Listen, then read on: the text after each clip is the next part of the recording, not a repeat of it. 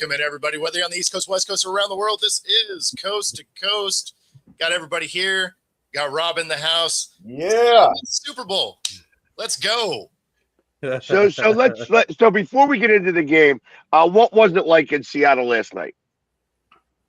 Electric, right? I mean, you're playing in the Super Bowl. Like, I don't know of any fan base. It's like meh, like So yeah, no, it was a great atmosphere. So yeah. Oh yeah, the you guys didn't burn the city down or anything. I didn't hear about any of that stuff. Like I haven't even looked on social media yet. So we don't do that here. Like that's that would be Dallas. We haven't seen a Super Bowl so damn long. Those people would lose their damn minds if they got a Super Bowl at this point, and they probably would burn down Dallas. You know what? We tore down a couple of street signs up there in Capitol Hill. Easily the best part about this is D-Law saying, "Hey, I love Dallas. I live in Dallas. My family's in Dallas, but I'm never going to win a ring here." Yeah, he's not wrong. It's just Seattle, and they immediately won a ring. That is fantastic. Well, not only did he get a ring because he couldn't get it anywhere else, but Darnold got a ring there. And again, Minnesota's got to be shooting themselves every day watching Darnold get that Super Bowl trophy, man. I mean, that's hell of a. But by the way, I'm going to say why the GM got fired. So yeah, that's true. Exactly. I really feel like though, outside of your defense being one of the heroes on your team, with that defensive touchdown was amazing. But I saw Walker, and they did what I thought they did. If they get Walker running the ball, they're going to have a decent night. And Walker, I think, was an unsung hero. I think he was one of your MVPs on that offense. He was the MVP. Did you watch the game? No, I didn't catch the end of it. No, because I was at the VFW with other veterans, and so they turned off the TV at a certain point right since the game ended, so they had to get out of there. So I missed that tail end side of it. Yeah. So if he got it, then he deserved it. Yeah, he deserved it. I agree. Walker deserved it, but I think the unsung hero, Myers. No 17 points. Yeah. 5 field goals. Record. More points than the whole Patriots offense himself. Well, that's not saying much because they really had no points. I thought man deserves the MVP. I thought Myers was going to get the MVP. I did too. That man deserves MVP. So we have to. I don't think you would ever give it to a kicker though, unless the kicker would just be. He just hit the most field goals in Super Bowl history. I know that. Was perfect on extra points. Dustin, what's wrong with you, man? Why's all that hate? He scored more points than the Patriots offense. Now, look, Dustin's just hate. He got a lot of hate over there because the Minnesota team sucks ass. He scored more points than their offense because the Patriots defense did a good job keeping him out of the end zone. I mean, Rob, what you should have said. He had to make those field goals. He still had to make those field goals. Rob, what you should have said was that the Seattle defense had more points and more sacks than what New England had in points. I just want to know where Frankie is because we're recruiting front runner fans if we need one. It shows you how dominant the No. I don't need no bullshit ass Seattle in my life. I'm good with the bullshit I got in Dallas. Okay, calm down, Jay. We're trying not to get the show flagged, all right? I mean, it just I said BS. Yeah, I got a lot of BS. It goes to show you how dominant the Seahawks were, though, the entire playoffs because they trailed for 1 minute and 34 seconds. The whole playoffs. And they came against the Rams, and then 1 minute 34 later, they retook the lead. Like, that shows you how dominant the Seahawks were the whole playoff run. Oh, you see Ernest Jones afterwards, he's all like, our goal was a shutout. And if it wasn't for Woolen blowing that one play, we would have had a shutout because after that, if they wouldn't have made that touchdown, there was no reason to give up the second one. The second one was a pure garbage. Like we're taking a break. There's 3 minutes left in the game kind of thing. Otherwise, that was a shutout game. Yeah. I mean, that was a shutout game. Are you that surprised Woolen had a bad play? I'm not. That's why I know he's not with us next year. But I mean, if he blew it for his team, right? Like he almost blew it for the team in a sense, right? So. Yeah, at least he didn't get some drive killing or drive extending penalty there. So I'll take getting burned once as a win when it comes to Woolen. Right. Yeah. And the thing that was funny, there was that tackle that Love missed early. I thought for sure when I first saw it, I was like, oh, that had to have been Woolen. The way he just and whiffed on him, I was like, that had to have been Woolen. Then I looked closer, like, oh, that was Julian Love. Hey, Frankie, we're recruiting fans. I know you like winners. Yeah, man, I ain't never seen a person try so hard to get a fan onto your team. Nobody want to go to Seattle. No, it's because of the particular teams that he likes. It's like every front running team. So, oh yeah, no. And Rob, you're right on point with that. Frankie's got the Lakers, Patriots, Yankees. I mean, there's no hard times in his life. We're recruiting. No, he's just giving Frankie a bad time. Yeah, I just thought Drake May, man, he had a rough night with all with the fumbles, interceptions. I don't think that was all his fault. The offensive line. No, he had to start to try to sling it in the fourth quarter. He had to open it up some. Yeah. They really needed to open up the offense a lot sooner. They really should have started to go they should have even if they overthrew it, if he just overthrew it by 10 yards or so, they needed to go and extend the field to try to loosen up the Seahawks defense, and they didn't do it.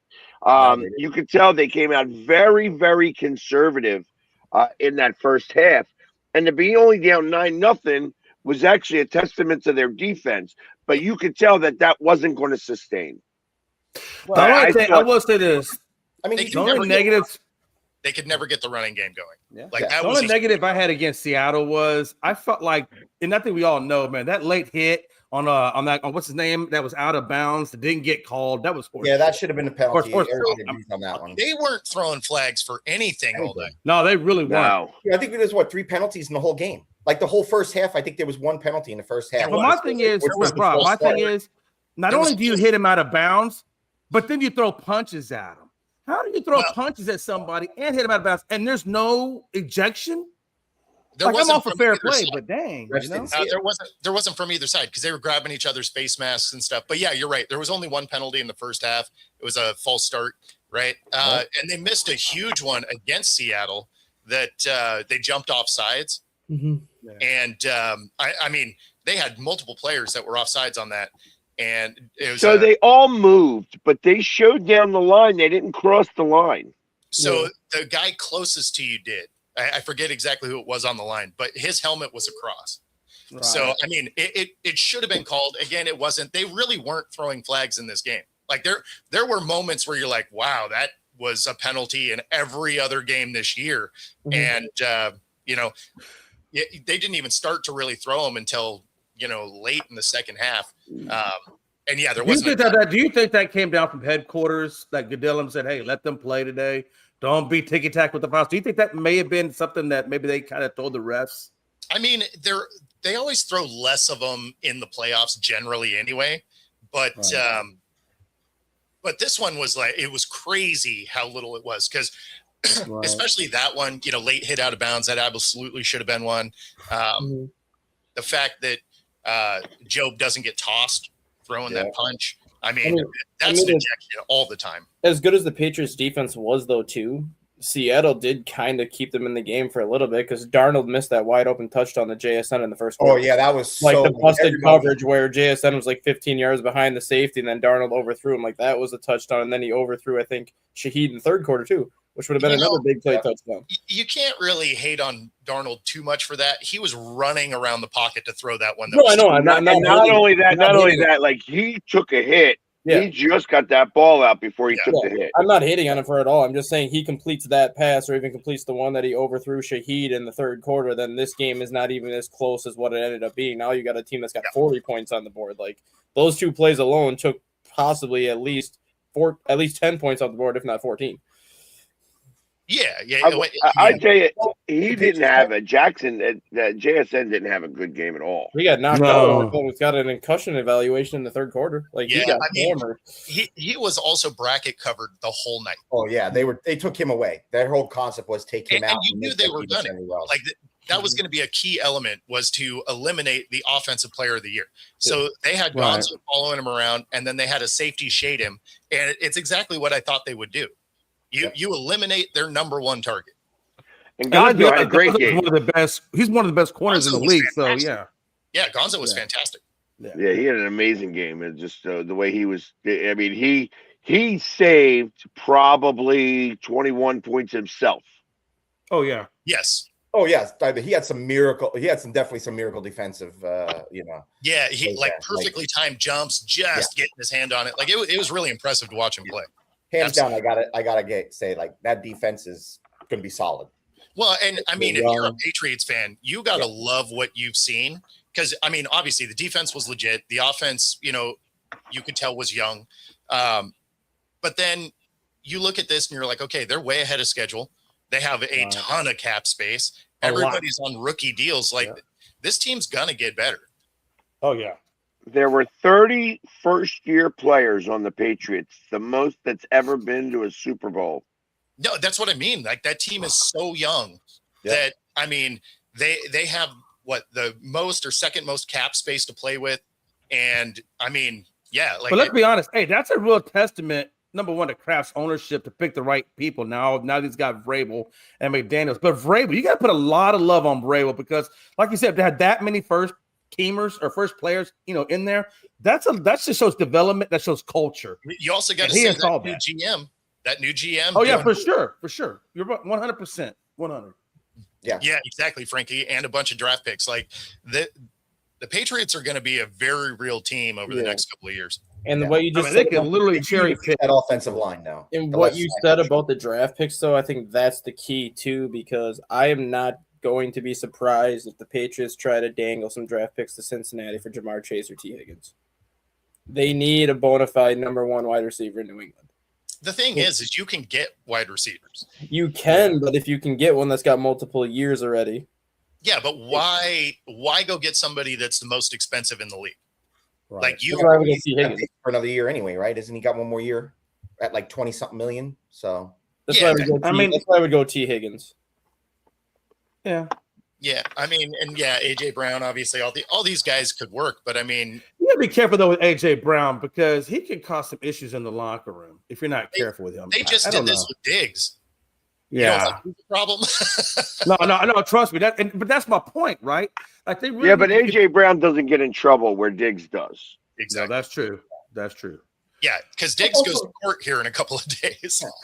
Also the coach, though. I mean, I think Vrabel's a respected enough coach to keep him in line, right? So. Well, there's a lot of people you can and cannot keep in line. Some people are just like if you're AJ Brown. Nobody, I'm not AJ Brown. Excuse me. The guy from the Steelers that was a real head case and went to Tampa. DK or no? No. Antonio Brown. Yeah, you know what I'm talking about, right? AB. Yeah. Yep. Yeah, Antonio Brown. There you go. I mean, some people are just. Terrell is even one of those kinds. I mean, there's some are just hard. Yeah.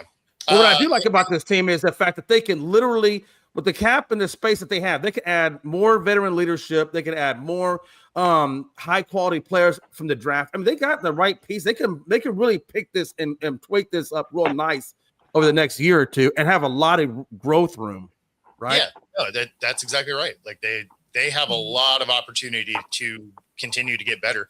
And Diggs just wasn't open, Joe.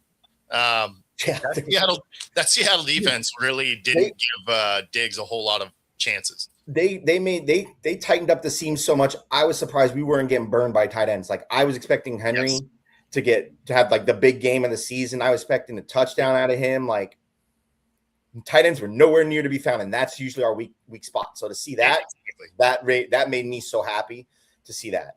Like I was like, okay. Yeah, I mean, my pregame stuff, that was exactly it, right? Like I was like, oh, watch the seams because the way they play defense, tight ends can eat, and they couldn't. Oh, there was nothing. I mean, they were really impressive. It was really impressive. Throwing some balls into some serious traffic there. Yep. Even Darnold. I like watching the safety blitzes too. Like that's a Jimmy Johnson, old Jimmy Johnson from the Eagles. Mm-hmm. He was the one that kind of started to bring that out, like to say, hey, let's get like those safety blitzes coming out from the back ends and stuff like that. He got there a couple of times. Yeah. And Mike Zimmer did that a lot too in Minnesota with Harrison Smith. Like he would blitz Harrison Smith on safety. Because Mike Zimmer was an assistant under Jimmy Johnson. Yeah, he would do that all the time with Harrison Smith, at least 3 or 4 times a game. Now, I will tell you this, Bo. I think with the level of team, as long as you don't have any drop off in terms of player personnel, you guys are built. You could run at least 1 or 2 more Super Bowls out of that. You got the youth on that team to still do that and add more players to it. You know what I mean? Yeah, I mean they're decent in cap space. Yeah, I mean there's lots to like on this team for sure. It'll be harder to run it back. It's a much more difficult division. Of course, we got to focus on Job because he's a free agent. I think, right? Yeah, Job, there's Job, a few Bryant, guys. There's a few guys. Woolen. Those are the big folks. I think we keep Job. I think we keep Bryant. I think Woolen's gone. I think Mafe might be gone. Because I think we might keep Derek Hall. So yeah. See, Derek Hall he's such a tough guy because on the pass rush he's awesome. Yeah. But anytime he has to fall back into coverage at all, it's a wrap. Yeah. I'm just wondering, do you think Sam Darnold now is going to want to renegotiate his contract? Or do you think he's going to stay pat with where he's at? I mean, he just signed it, so I think he's but I'm saying, do you think he might want an adjustment? Maybe not this year, but if he continues the progression, do you think he's going to want to reevaluate it over time? He signed a 3-year deal, so after the end of next year, they're going to be negotiating the next one anyway. I'm about to say because it seems like he's getting paid. He doesn't run it back next year, then there'll be conversations, right?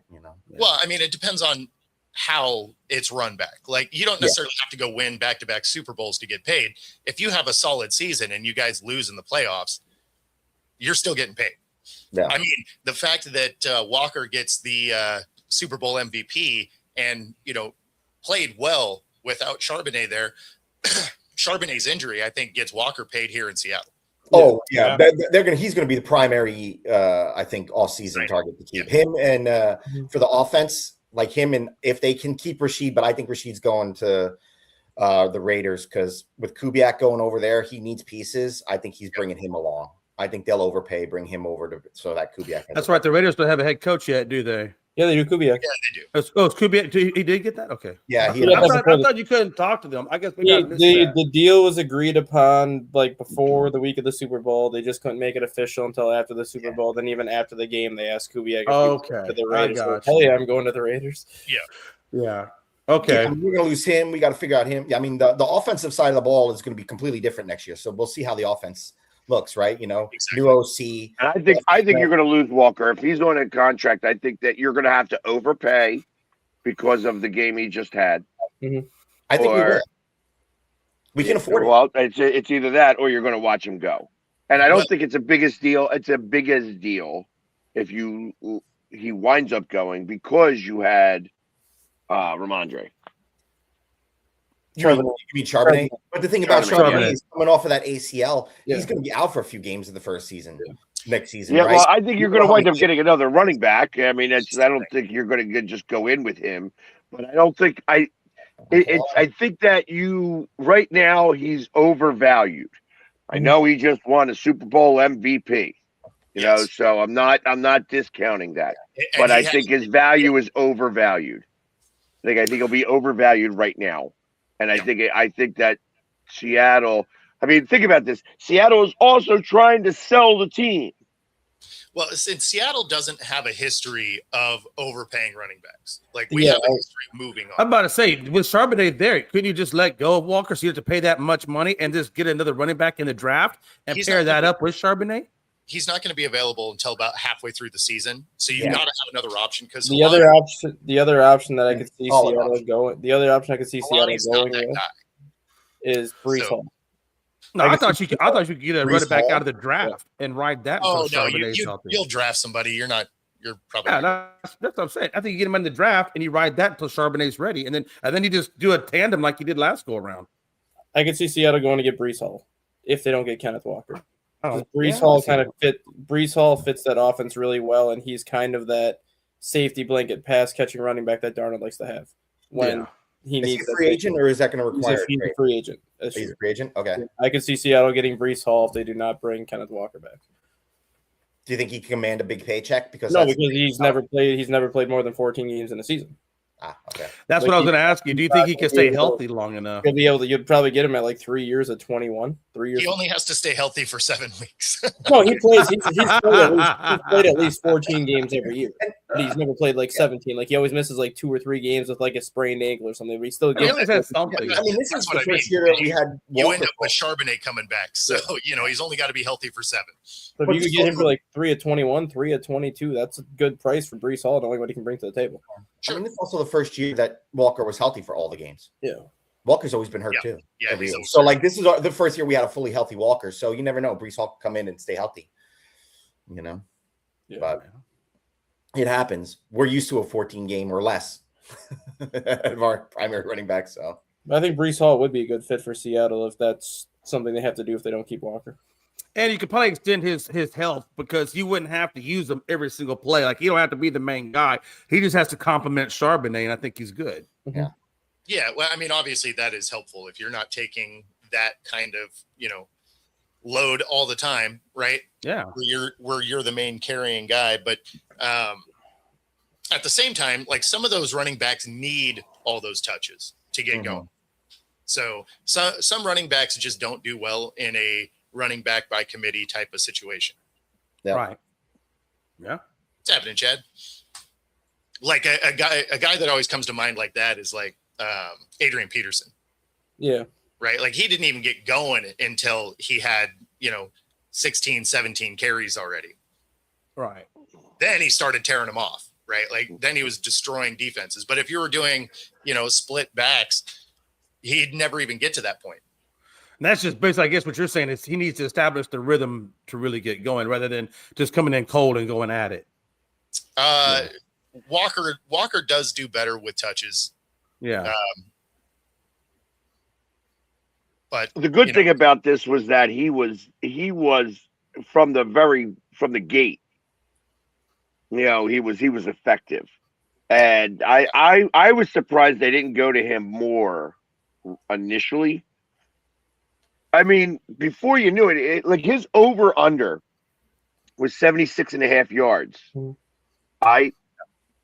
I actually moved his line up to try to get the odds. Like, that's what so I had it at 137.5, and I thought I was destined to make it. Yeah. I mean, it really was. And I should have, instead of that bull crap holding call. Yeah, you were a little sad in the chat group. I thought about giving you a hug.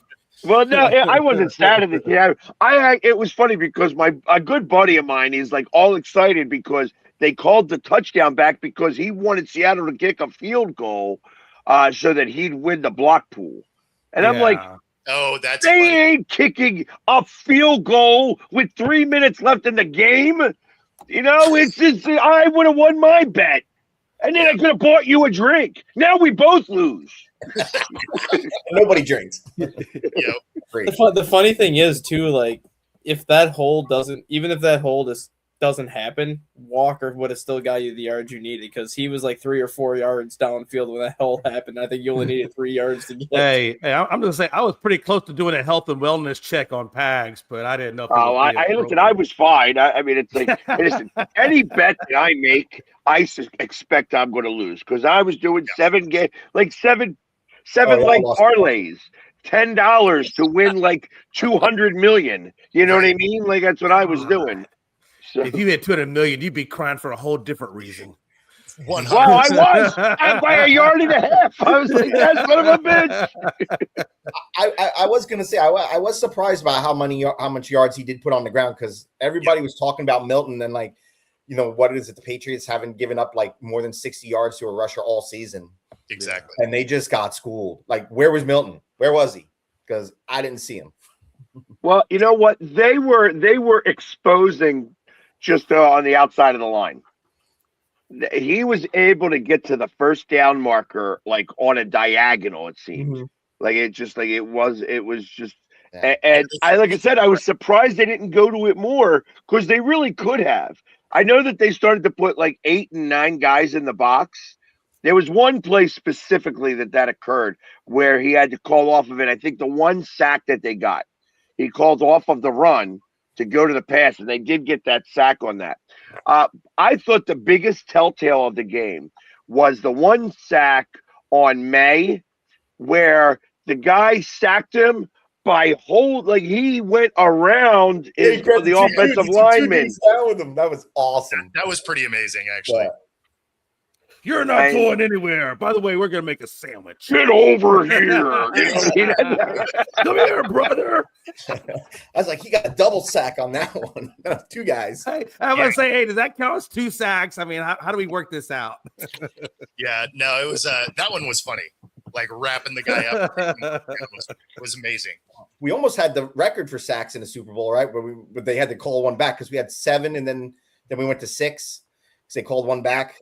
Right, they called one back because of the right there with the record. Everybody was celebrating, and they're like, "Oh, they changed it." They called them back because that fumble was actually a pick 6. That's why they called it back. And then even in the fourth quarter, you had another sack, but then it was called offside. So I'm like, well, that's 2 sacks taken away. Mm-hmm. Yeah, we would have not just tied it; we would have owned it at 8 because I think 7 is the record, right? Already set. Yeah, the record, yeah. Oh man, that was. I think there's better football. That was a better defense than the LOB. I mean, I have to say.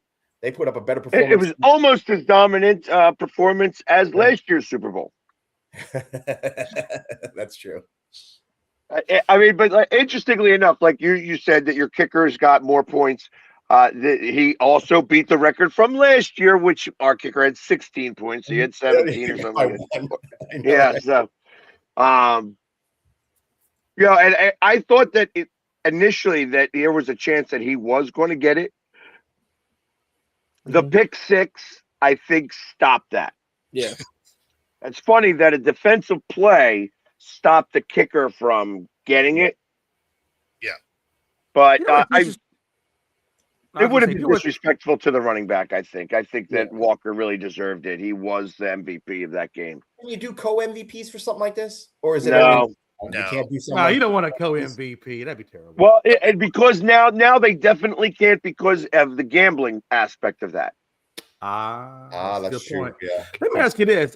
I've just noticed. They see a lot of things happen in threes, and I've noticed the last 2 Super Bowls have been won by a team whose mascot is a bird.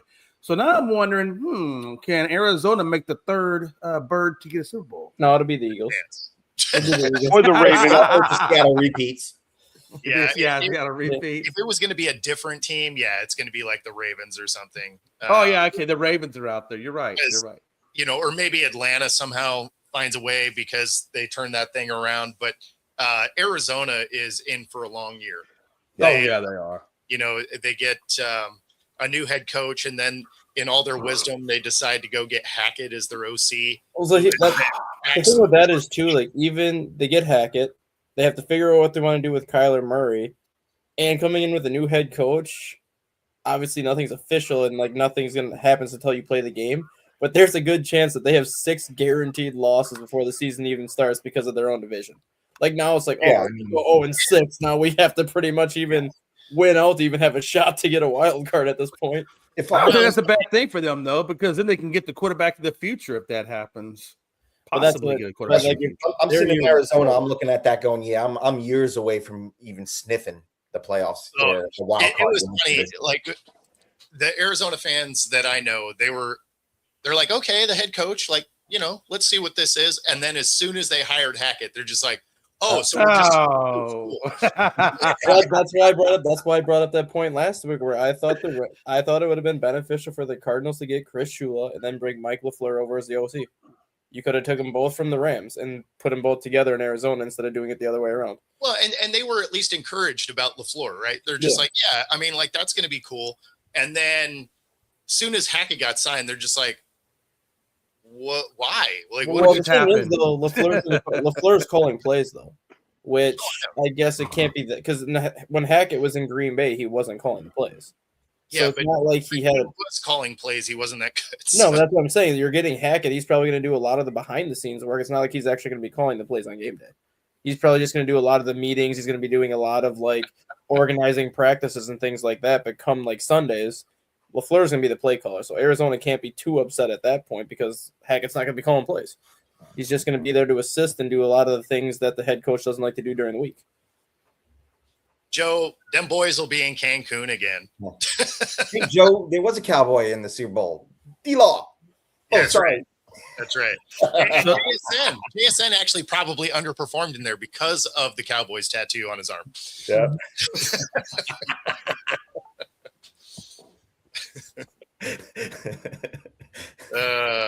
That being said, I mean, I still think, does that division come back as strong as they were this year? I think it'd be tough to repeat what you did this year, right? To be as dominant as that. I mean, having 3 teams in double-digit wins is tough to do. Do I think that the division is still going to be really tough? Absolutely. Absolutely. I mean, the Rams are going to bring a lot of it back. 49ers will be healthy. That's why I think the division sees 3 double-digit winners again. Just maybe not at the level. Like, I could see all 3 teams getting 11 wins. Maybe not at the level that you had this year where you had a 14-game win or a 12 and a 13. That's what I'm saying is I don't think you're going to come back at the level that they did this year. So I tell you, and this is maybe a way too early prediction. Sure. I think that the Seahawks could probably go back-to-back as division winners. I think that the Rams have gotten a year older, and that's going to affect them. I feel like that the 49ers went amazing this year because of CMC. And this is it's going to be an even year, and even years are the problems for CMC. It's like an every other year situation for him. So I feel like that's going, and especially now that you don't have a tight end, you're going to be like Kittle is not going to be there for most of the season. So I think that you're going to run into, they're going to be good, but they're not going to be as good.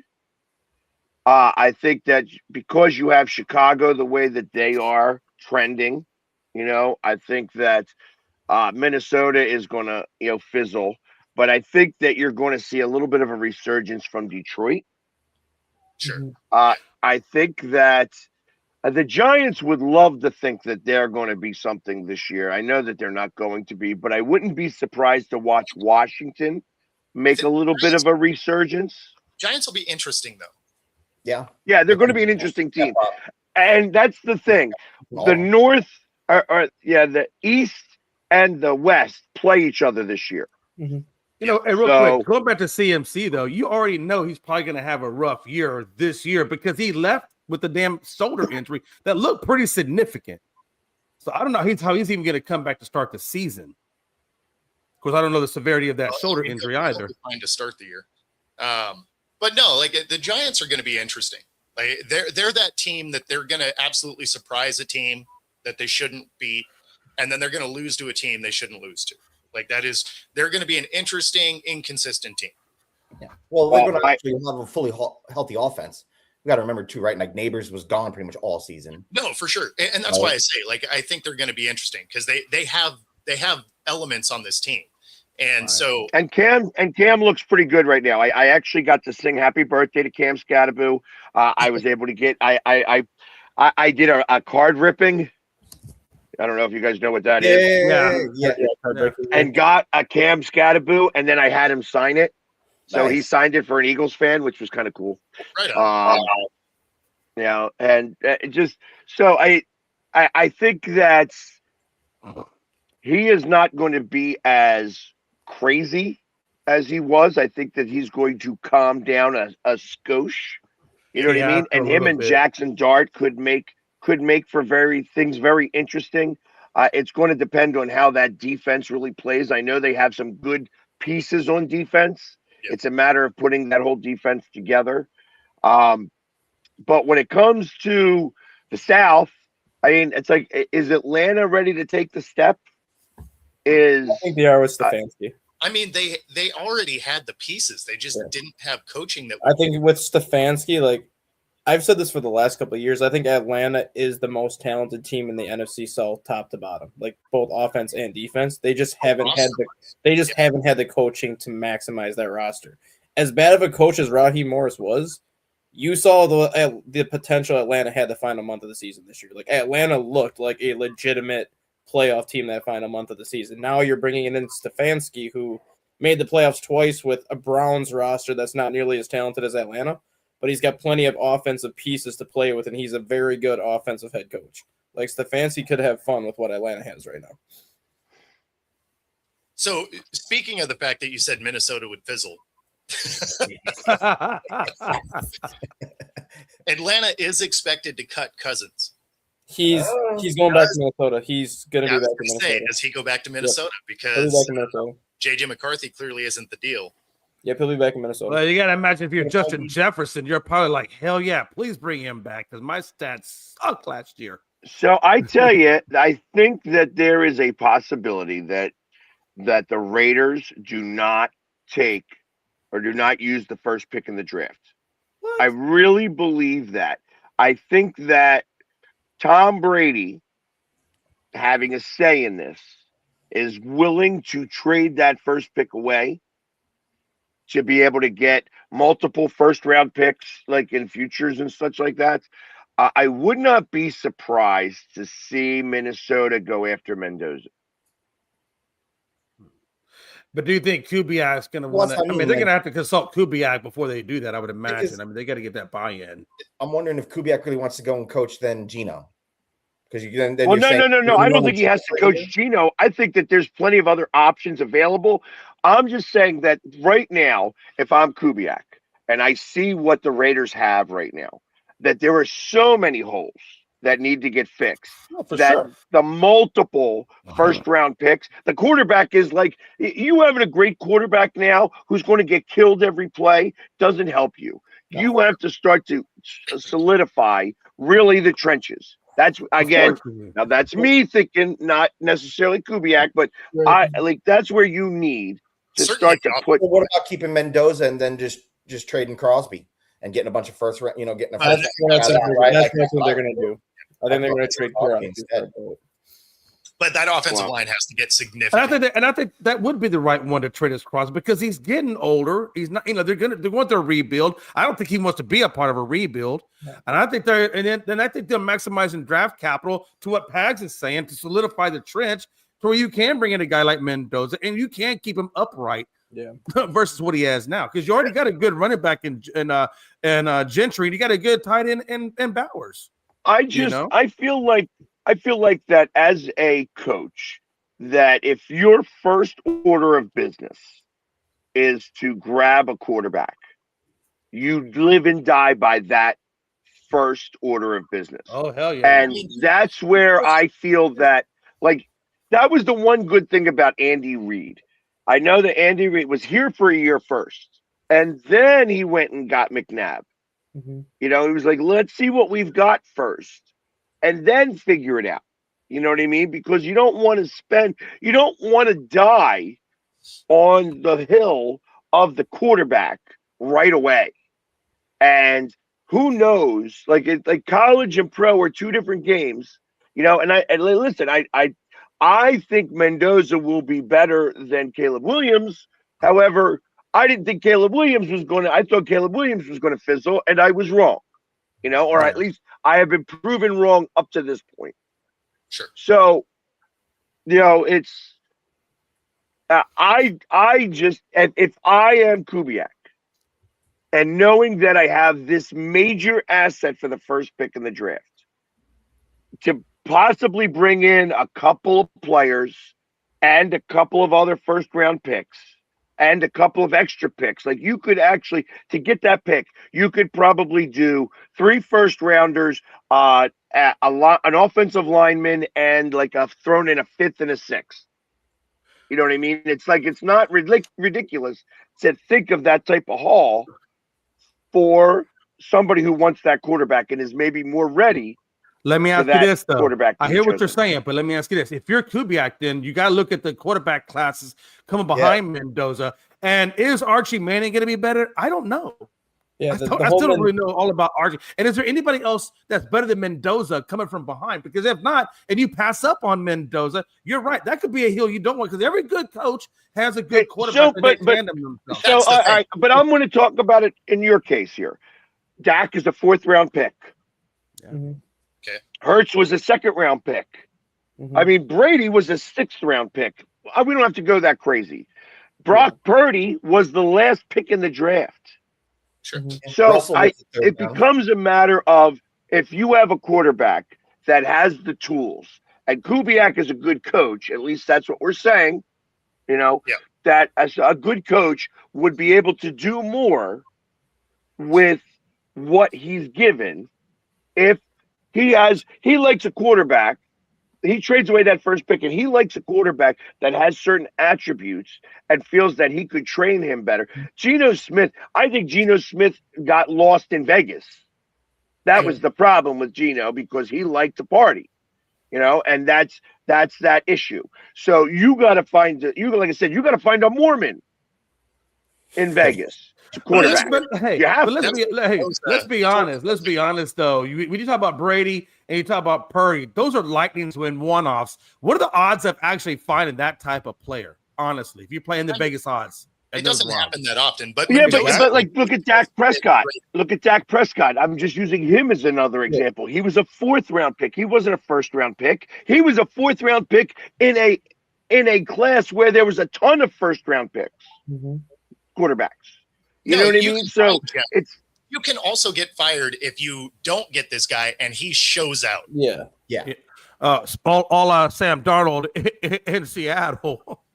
Well, I mean, that took a long time. I'm just saying that even the Darnold in Minnesota. They are so far away. They are so far away that a quarterback's not going to make a difference right this second. A good quarterback on that Raiders team would have maybe won one extra game. Yeah. And that's what I'm getting at. Like, it's like, hey, listen, you had Joe Burrows scored 50 points a game and losing 52-51. Yeah. You know what I mean? So it doesn't matter. And I feel like that's the Raiders issue going right now. Just right now. Like I said, it's you got a new coach now. You're going to be doing things a little different. Hey, listen, they don't pay me a lot of money to say any of this stuff. So it's like maybe I'm dead wrong. If you're kind of going on your wavelength, though, where if the Raiders do want to trade out of that 1st-round pick and then possibly look at a quarterback in next year's draft, like if Kubiak has an idea of who he wants, knowing that they're probably going to be terrible again next year and probably have another good pick, an option for the Raiders would be is Jameis Winston, honestly, because he is basically your classic bridge quarterback where he's going to turn the ball over. Geno Smith turned the ball over a crap ton this year with the Raiders. But he's also going to be able to throw you touchdown passes and keep you in games, and he kind of fits the Kubiak system a little bit. He's one of those kind of big play quarterbacks, and you trade Mendoza for more picks. You can get a wide receiver to help him. You can get an offensive line to help him, and then you just throw him in there for a year. Whatever happens. You go into the 2027 draft, and then you find your quarterback after that. I mean, if you're going that route, then you might as well just stick with Geno because he's already. I was already getting paid, so you know. So isn't Mac Jones? No, Mac Jones actually was pretty good. Well, the Niners, but he only had a 1-year contract with the Niners. He got 2. Yeah, he's got 1 year. So they're talking about him being traded. Yeah, he's got 1 year. Yeah, I mean, it's like I think that's a feasible situation there with Mac Jones. He was very sufficient. You know what I mean? And he wouldn't cost that much. I just feel like San Francisco. I think San Francisco is going to keep him, and they're going to give him a contract. They're not. They've already kind of said they don't want to trade him. They want to bring him back. I don't know. It'd have to be a hell of a package. Another year. The thing that's what I'm saying. People are calling about it. Yeah. And if the right offer's there, you're going to trade the guy. Like I know Minnesota has interest in Mac Jones. I know the Dolphins have interest in Mac Jones. There's about 3 or 4 teams out there that have interest in Mac Jones as a starter. Which, if they do have interest in Mac Jones as a starter, 49ers are going to get. Dustin's still trying to grow one. I don't grow anymore. If they got more holes in that beard than they had in the offensive line in Dallas. Okay, we got problems. If any team does have interest in Mac Jones as a starter, they're probably going to give the 49ers an offer, which is going to be considered what you might call an overpay, because they're going to want him as a starter. So even like Peg said, you could probably get Jones for a 3rd or a 4th round pick. If someone wants Jones as a starter bad enough, you could probably see the Niners get a 3rd and a 4th round pick for him. Somebody will probably overpay to get him that opportunity. I don't know if you'd get that. You might get a 3rd and like a 6th with an escalator. Even then, I was thinking a third and a late 5th, like one of those compensatory 5th rounds. Yeah, that's what I was thinking. A 3rd and a 5th would do that. I know it's weird, but what about like a league minimum to Russell? No. I don't see free agent, right? He's just sitting there, league minimum. You get him for so cheap. Out there. He is just out in the wind. I don't see anybody. I will tell you, Russell Wilson is about to go to the booth. Yeah, yes. I don't see. I think that he was prepping. I think he was prepping for that. I got a picture with him. Yeah. You know, I did. First off, it's so amazing how short he is. I feel like I was taller. You can't see over a fence. And I like I said, I think that he looked just a little too comfortable, not just like, he's like, do whatever. Like he was just, I think he's ready to go to to transition. I think Sierra is ready for him to transition too. What about this kind of off the wall suggestion for the Raiders? What about the possibility of Derek Carr coming back? Oh God, man! How many more people are you gonna pull out of Derek Carr? Derek Carr indicated yesterday that he was not out of thin air. No, Derek Carr indicated this morning that he would be willing to come out of retirement if the situation was right. Yeah, that Raiders situation could be the right spot for him to come out and just be like, whatever. I never really want to go in the first place, so yeah. But to come out and lose, it's still. I just don't see that being the right situation. Like a winner. He's not going to. Why don't you come over here and be a gap fill for a little bit? He's not. Why would you do that? Well, no, I mean that, but sometimes that's part of what you got to do a little bit. Like if he wants to come out and he wants to still play football, you know what I mean? It's like there's something to be said for that. It's like there's so many guys that are like, I know that Richardson from Indianapolis is not ever going to be a thought process anywhere.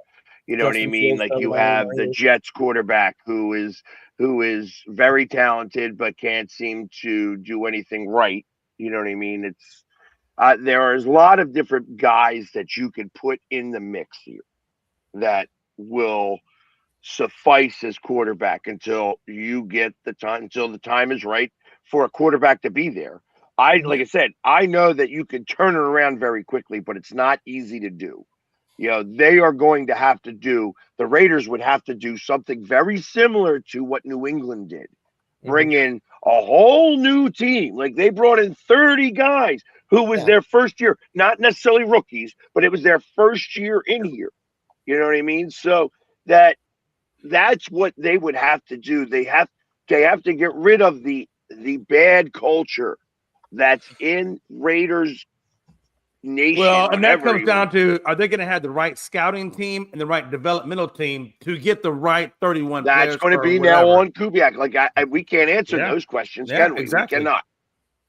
Well, and the thing is you say, why would you want to do that if you're Derek Carr? Well, you have to do that because a team that's ready to go win right now probably doesn't need a quarterback generally. Well, he's not starting in New Orleans anymore because New Orleans is committing to Tyler Shuck. Well, okay, or maybe you look at Indianapolis Colts where maybe Daniel Jones isn't ready to come back, and then you could slide into there, and you get a fairly good team that you could take somewhere. Yeah, but you're essentially stepping into a backup role. If he's coming back, he's going to want to start. Yeah. So he's going to take a worse team so that he can be the starter, because he doesn't want to enter the league just to be a backup moving forward. Like he wants his opportunity to start, right? It's not as off the wall as it can see. How old is Derek Carr again? 34. Yeah. And he's had injury issues. Okay. I think I'm okay. You say okay, but I think his window is slowly passing. It probably has passed already. How about putting him in Minnesota? So what are we doing? I mean, if he can even do it. Yeah. Would you take him in Minnesota? No, I don't think so you're going to go to an offensive line that maybe can't protect you and you get killed. So you're one and done. I don't think he's an option for Minnesota. No. Minnesota is going to either go the like Kirk Cousins route, or they'll try and convince Rodgers to come back, or something like that.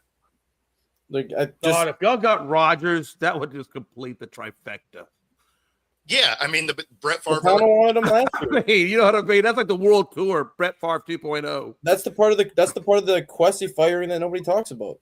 O'Connell wanted Rodgers last year, and Kwesi kept saying no. The year before that, O'Connell wanted Drake May, but Kwesi wouldn't give up an additional 4th-round pick to trade up to get Drake May. Like, everything he's done the last 2 years have been nothing but fireable offenses, and Minnesota's like, you know what? Both the quarterbacks you basically passed and gave up on her in the Super Bowl. Bye-bye.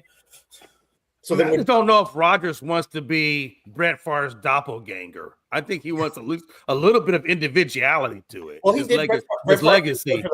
Didn't play for Pittsburgh. I tell you, Rodgers either stays in Pittsburgh or he doesn't play. Yeah. That's what happens. He'll play for McCarthy, I think, if he stays.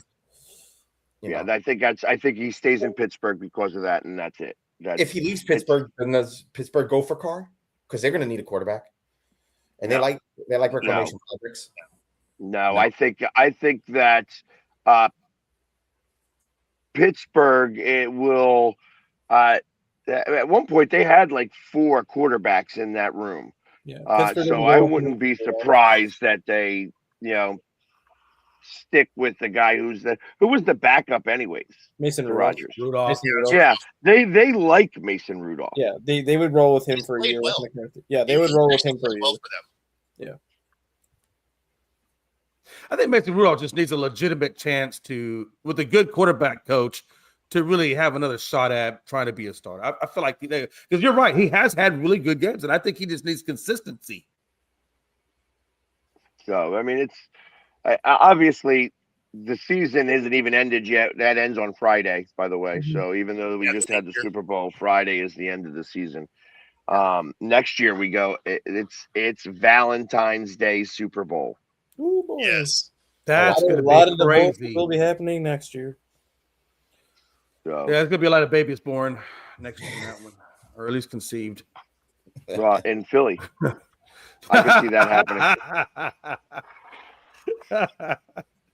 It's going to be, and I think it's, when I look at it and I look at how this season ended in comparison to how the next season's going to go, my expectation is that we're going to see like Seattle and the Eagles, and I'm trying to think like maybe the Lions in the mix. So like those are the three that I think could possibly hold an NFC title game. I think the Rams will still be there.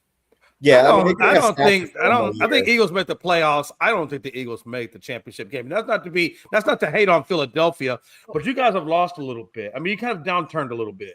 I think for Philly, it depends on Hurts, because everything too I've been hearing lately too is like a lot of Philly fans aren't unhappy with him, like as a quarterback. Great guy, not the quarterback that not really happy with them.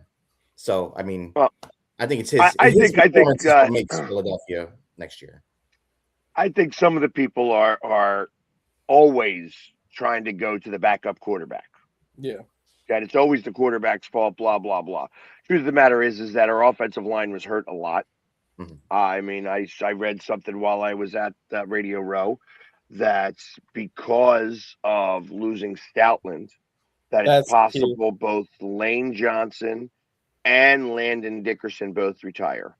Yeah. Which is now you got two holes on your offensive line. And that's if it happens. That's if it happens. I can't guarantee that happens. Yeah.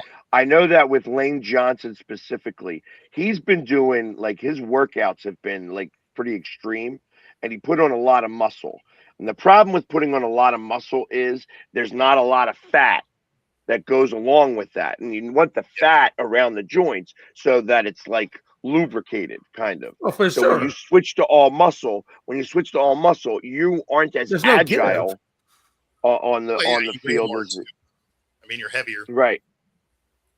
So I think that's going to run into a little bit of a problem with that. That being said, I think that was part of some of the injuries he was receiving this year. Will he do the same next year? I can't guarantee that. I just don't know. You know what I mean? I don't know like his whole workout routines and stuff like that, and who's going to be the next offensive line coach, and how much did he learn under Stoutland? Because I kind of feel like that person just gets elevated. The assistant line coach becomes the line coach right now because you had somebody who learned under the best. Right. So. Yeah, and you do want that weight, though, because that's how you push a lot of people around, especially as an offensive lineman. You want to have some of that weight. I think you can manipulate that diet in a way that he can add fat and still keep that muscle concentration and be good. But he's got to do that. I can't do that. You know what I mean? And I don't know. Like, I got to imagine that. I mean, they spend tons of money on the nutritionists and things like that. So there's lots that's going on. But hey, listen. I know that it was part of some of the issue this year. I thought the fact that he didn't play in the game in the playoffs was a big deal. It really hurt Saquon, because Saquon had an off year compared to the Super Bowl year. Well, Saquon was a different set of situation. I feel that Saquon got a lot of endorsements in the offseason, and his offseason routine from last year to this past, 2 years ago to this year was so severely different that it took him 12 weeks to get ready for the season. Right. And that was part of the issue. And then you had a problem with, like I said, the rumor was our offensive coordinator was using ChatGPT to make plays. Yeah. So. Yeah, I mean, you definitely got some things to work out over there in Philly, Are you? But I like AJ your Brown? situation better than mine, so I'd still take your situation over mine. So, Does AJ Brown still stay in Philly? I think so. Without getting like a significant haul for him, like if somebody was to come in, if the Patriots were to come in and offer like a couple of first round picks, like that might change it because I know that they do have a lot of picks. So if they were to try to, throw in like a first, a third, 2 firsts and like a third and a sixth, that would be enough, I think. So, I mean, it depends on how much somebody else wants them. yeah, I think Sirianni has his work cut out for him in this offseason to figure out a lot of those questions. Well, you know what the biggest question mark is that we have a guy who's got really high accolades from everybody, but has never been an offensive coordinator and has never called plays. Sean Mannion, yeah. Yeah, and that's going to be a big deal. Again, we are putting a Super Bowl caliber team in the hands of somebody who hasn't done it, and that makes me a little nervous. Yeah. On the flip side, it makes me happy. Probably just as happy as I am with Jerry Jones. Yeah, exactly. See, you see how that's the love-hate relationship here? It's great. There's so much bitterness. I was going to ask it's way bitter. It's so bitter I can't even taste sweetness anymore. My taste buds are all bitter. Talking about OCs. So if Kubiak's gone, who do you think Seattle's going to go after now? Do you think we elevate and just like Philly, or do you think we're going to hire someone? I think you're going to get Bobby Slowick. Yeah, didn't he just? I thought he got re-signed or whatever with Miami. Didn't he just re-up with Miami though? No, not Bobby Slowick. I saw he did. I think so. I'm almost positive he did. I saw a headline on it on ESPN that he re-upped with Miami. I think he's their offensive coordinator. Oh yeah, he is. That's right. Last week. Thank you. So then That's what I'm saying. I know. Hey, Chris, trust me. That would be a good one for you, Bo. I thought it'd be Matt Nagy and Bobby Slowick. Accidentally knowing stuff. I thought Matt Nagy and Bobby Slowick could be the two fits. But Nagy went to the Giants last week. Yeah, so I mean that's what I mean. It's like Slim Pickens here. I'm right twice a day. Just let me watch. Are we pulling from the college ranks this year now, or are we? There's nothing, Yeah, I mean it's tough to say. There's probably some college coaches that they're going to take a look at as well. I don't have a good answer for you yet. I'm still kind of looking at guys that are available and that's what I mean. Guys that could become available, right? Because sometimes people are interested in leaving a job if there's a better one out there. So maybe not only that, the good thing is that you guys did just win the Super Bowl. So it's like that gives you a minute to have to think about this. Because obviously you're going to have the parade. You're going to do all that stuff. You're going to have fun with this for a minute. And then you're going to figure out like how to, like I said, Saturday comes and you start the next season. Yep. Right. Yep. Oh, yeah. We're coming up quick. That being said, that does get us to the top of the show. If you've been watching along with us, be sure to like and subscribe. Helps us bring our stuff to you. Otherwise, we will see y'all tomorrow. Yep. Take it easy, everybody. I know how to use ChatGPT.